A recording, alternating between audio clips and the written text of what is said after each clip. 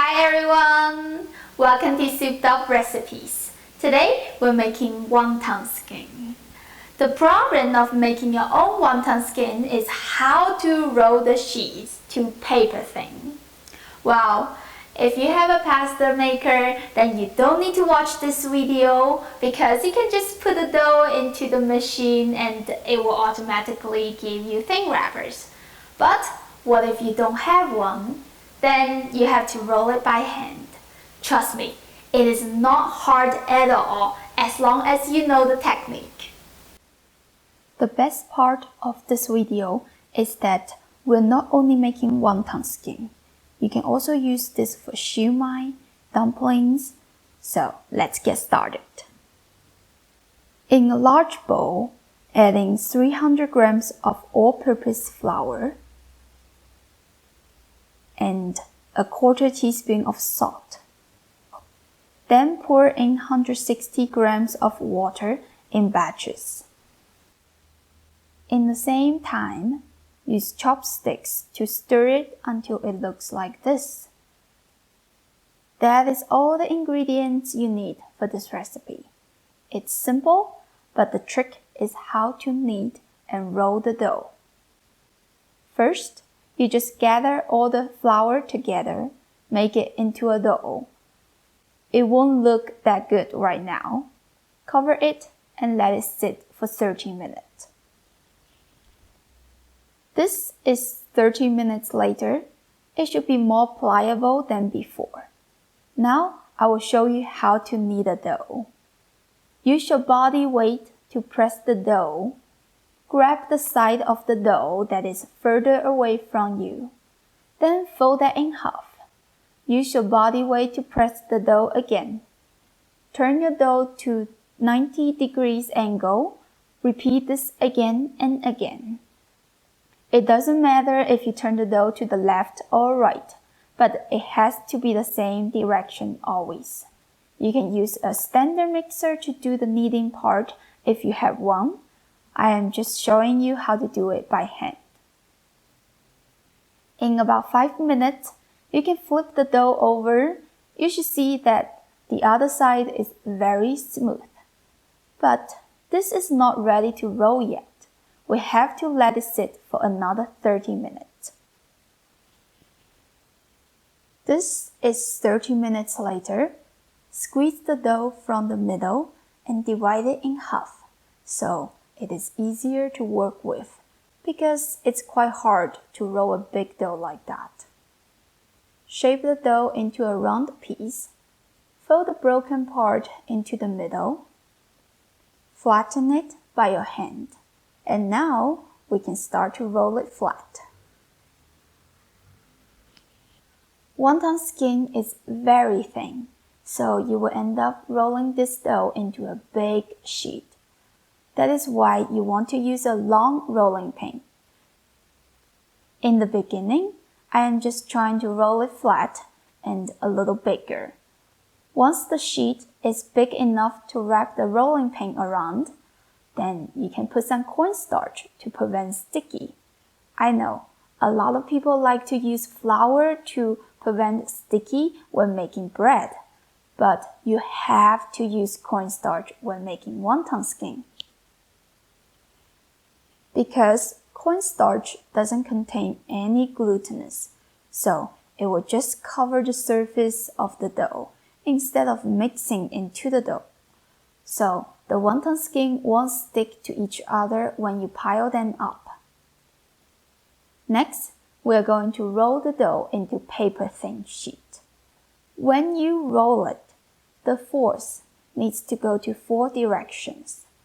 The first direction is pressing it down against the working surface. The second direction is pushing the rolling pin forward. Here are the third and the fourth direction. Both of your hands should be slowly pushing out and spreading the dough to the left and the right. Once you reach the end of the working surface, you just pull the rolling pin back and make sure it's wrapped tight. Repeat this again and again. Remember, 4 directions should go all in the same time, so your dough sheets can be evenly and slowly become wider and bigger. Normally, it will take me 20 minutes to roll this into paper thin, but we have 2 pieces here. What I usually do is, when I get both of the dough into almost the same size, then I will pile them up, make sure there is enough cornstarch in between, and roll them at the same time. This will save me almost half of the rolling time, but if this is the first time you are doing it, you should practice with 1 piece first. Once you are good at it, you can do 2 at the same time. You can unwrap it every few minutes to switch an angle and keep rolling it.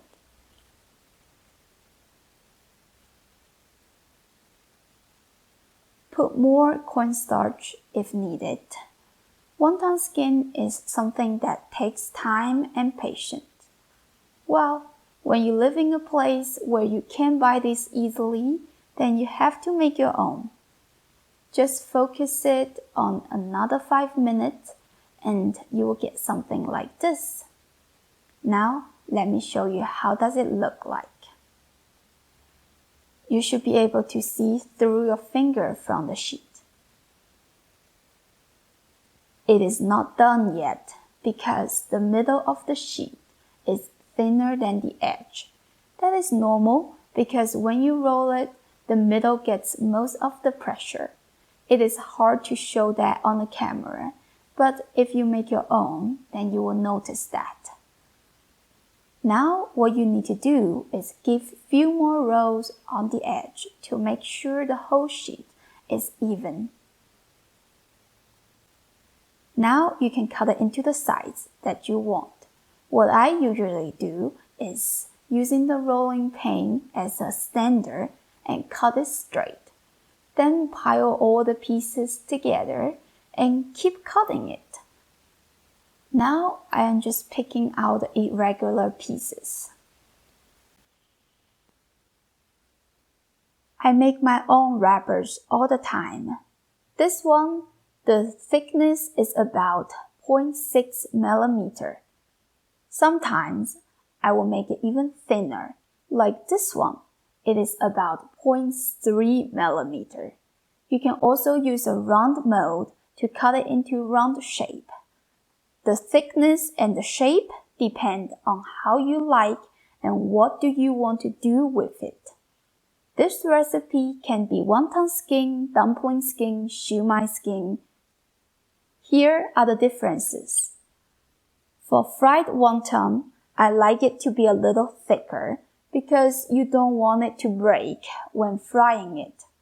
For wonton soup, I like it to be as thin as possible so the wonton will turn out soft and juicy.